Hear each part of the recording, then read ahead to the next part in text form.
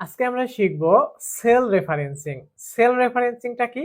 আমরা যখন একটা সেলের ভ্যালু অন্য একটা সেলের রেফারেন্স হিসেবে ইউজ করি, এটাকে বলা হয় সেল রেফারেন্সিং। তো সম্পূর্ণ বিষয়টা চলেন শিখে আসি কম্পিউটার স্ক্রিনে। তো সেল রেফারেন্সটার জন্য আমরা একটা এক্সেল ফাইল ডকুমেন্ট ওপেন করে নিলাম এবং এইখানে আমরা হচ্ছে কিছু ভ্যালু বসিয়েছি। তো সবার প্রথমে আমরা শিখব যে সেল রেফারেন্সটা মূলত আমাদের কয় ধরনের হয়ে থাকে এবং কোনটা কিভাবে কাজ করে।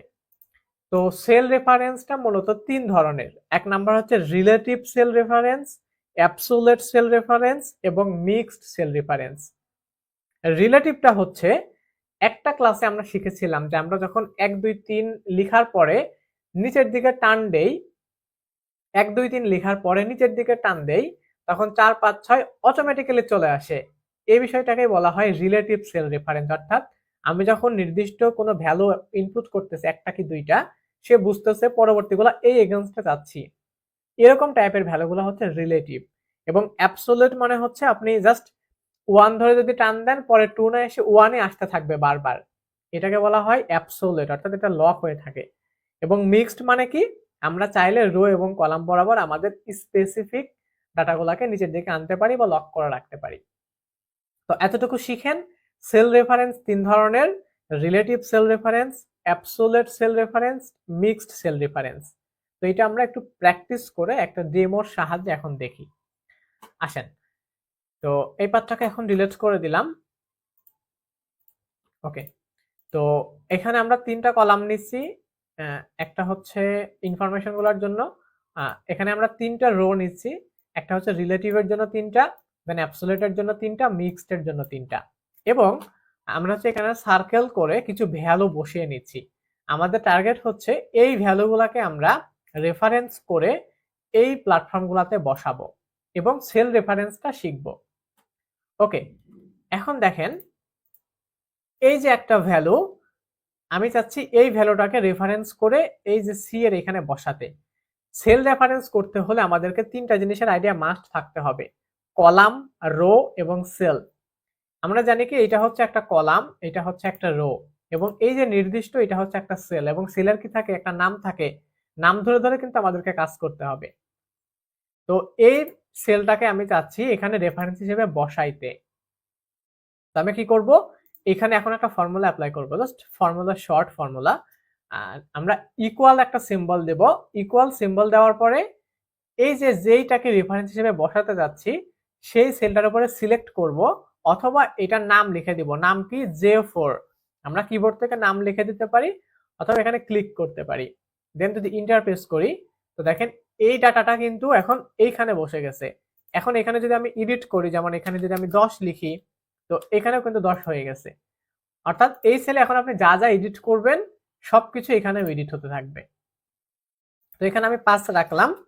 এখন এই রিলেটিভ মানে কি? রিলেটিভ মানে হচ্ছে, আমি দেখেন এই একটা সেলের পরে আমাদের আরো দুইটা সেল আছে। আমি চাচ্ছি পরবর্তী গুলাতে অটোমেটিক ইনফরমেশনটা বসে যাক। এখন আমি কি করব? জাস্ট ড্র্যাগ করে এইগুলাতে নিয়ে আসব। এই যে আমার কিন্তু এখানে 6, এখানে 7 অটোমেটিক্যালি বসে গেছে। আমি যদি এখানে 6 7 দেওয়া আছে তাই 6 7 বসেছে। আমার এখানে যদি অন্য ডাটা থাকতো, যদি 8 এবং 10 থাকতো, তাহলে কিন্তু এখানে 8 এবং 10ই বসতো। একই রকম ভাবে নিচের দিকেও দেখেন কিছু ডাটা আছে। আমি যদি এই সেলগুলোকে সিলেক্ট করে যদি নিচের দিকে নিয়ে আসি, এই যে দেখেন 8 9 10, এইটার এগেইনস্টে কিন্তু ডাটাগুলা বসে গেছে। এই যে আমি রো বা কলাম বরাবর একই রকম ভাবে যদি আমি যদি এই ডান পাশে যদি কাটি, এই দিকে যদি কাটি, আমি এখানে হচ্ছে একটা ইনসার্ট করে নিচ্ছি, নিউ নিয়ে এখানে একটা ভ্যালু বসাচ্ছি জাস্ট। ওকে, এখন আমি এই দিকে যদি টানি, দেখেন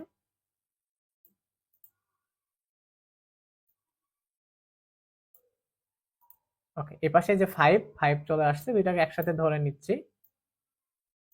অর্থাৎ আমি রো এবং কলাম বরাবর আপওয়ার্ড অথবা ব্যাকওয়ার্ড কোন ডাটাগুলোকে যদি অটোমেটিক্যালি রেফারেন্স হিসেবে বসাইতে পারি, এটাকে বলা হয় রিলেটিভ সেল রেফারেন্স।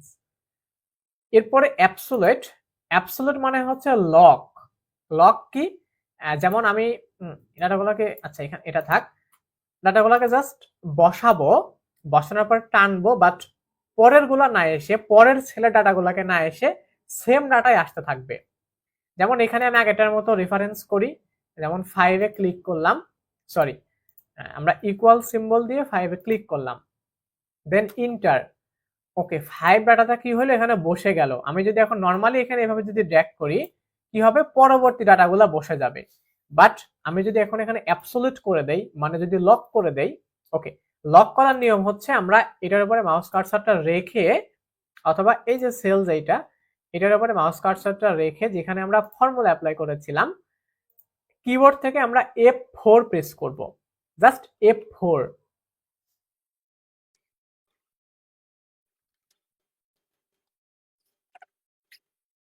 আচ্ছা, তো আমরা এখন দেখব অ্যাবসোলিউট। অ্যাবসোলিউট মানে কি? অ্যাবসোলিউট মানে ডাটাগুলোকে লক করা। তো নরমালি আমি যদি এখানে 5 বসানোর পরে ডান দিকে ড্র্যাগ করলে পরের ডাটাগুলো চলে আসতেছিল, নিচের দিকে ড্র্যাগ করলে নিচের ডাটাগুলো চলে আসতেছিল। বাট অ্যাবসোলিউট মানে হচ্ছে আমি এই 5টাকেই এই পজিশনে লক করব, তাহলে আমি যদি ডানে বামে উপরে নিচে যেখানে টানি না কেন এই 5ই চারদিকে আসতে থাকবে। অর্থাৎ সেল সেপারে, অর্থাৎ সেম সেলের ডাটা চারপাশে আসতে থাকবে। তো এটার জন্য আমরা কি করব, এখানে সিলেক্ট করে আগের মতো করে ফর্মুলা অ্যাপ্লাই করব এই বক্সটা। ওকে, দেন এগুলা হচ্ছে জাস্ট একটু বড় ডাটা করে দেই। তো এইখানে এই যে 5, উপরে আমাদের কি হয়েছে, J4। এখন অ্যাবসোলিউট করার জন্য আমাদেরকে এই সেলটাকে লক করতে হবে। লক করার নিয়ম হচ্ছে আমরা যে কিবোর্ড থেকে ডলার নামে একটা সিম্বল আছে, ডলার চিহ্ন, আমাদের এখানে সেলের নাম J4, মানে জে কলাম এবং 4 কিন্তু রো, এই দুইটা রো এবং কলামকে আমরা লক করব। যেমন আমরা জে এর আগে সিলেক্ট করে কিবোর্ড থেকে একটা ডলার সিম্বল দিয়ে দিলাম, এটা আপনারা পাবেন হচ্ছে শিফট এবং নাম্বারের 4, এবং 4 এর আগে শিফট প্রেস করে একটা ডলার সিম্বল দিয়ে দিলাম। তো আমরা কি করলাম, জে এবং 4 এর আগে দুইটা ডলার সিম্বল দিয়ে দিলাম, দেন যদি ইন্টার প্রেস করি, এখন এই সেলটা এখানে লক হয়ে গেছে, এই যে এখানে লক হয়ে গেছে। এখন আমি যদি ডান দিকে কাটি এটাকে, তো দেখেন পাশে কিন্তু যাচ্ছে, আবার নিচের দিকেও যদি আসি আমাদের 5 কিন্তু আসতেছে, এরকম 8 11 আসতেছে না, সেম ডাটাটাই আমাদের একই পাশে চলে আসতেছে, সেম ডাটাটাই একই পাশে চলে আসতেছে, এইটাকে বলা হয় অ্যাবসোলিউট। তো এটা শর্টকাট হচ্ছে আমরা কিবোর্ড থেকে F4 প্রেস করে লক করে ফেলতে পারি। আচ্ছা, এরপরে মিক্সড মানে কি? মিক্সড মানে হচ্ছে আমি চাই যদি যে নির্দিষ্ট কলাম বরাবর ডাটাগুলোকে আমি মুভ করতে পারবো, বাট রো বরাবর সেম থাকবে। অর্থাৎ অ্যাবসোলিউটে আমরা সম্পূর্ণ প্যানেলটাকে লক করে ফেলছি, বাট মিক্সডে আমরা যদি জাস্ট রো বা জাস্ট কলামকে চাইলে আমরা লক করতে পারি।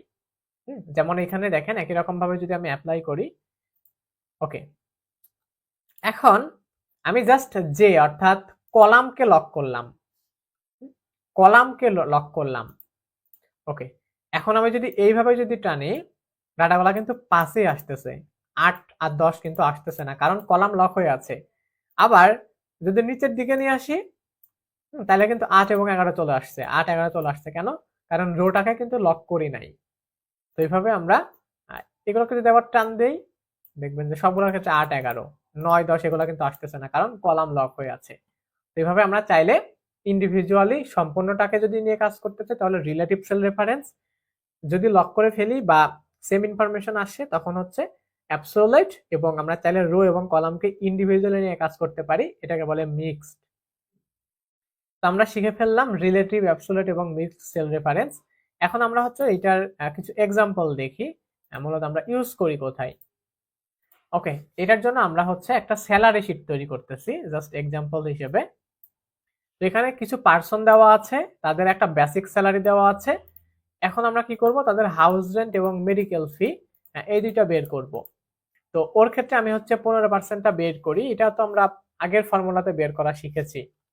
আমরা কি করব, এইটার 15%, ওকে, এত টাকা। হ্যাঁ, আচ্ছা, এটাকে আমি একটু ক্লিয়ার ফরম্যাট দিয়ে নেই।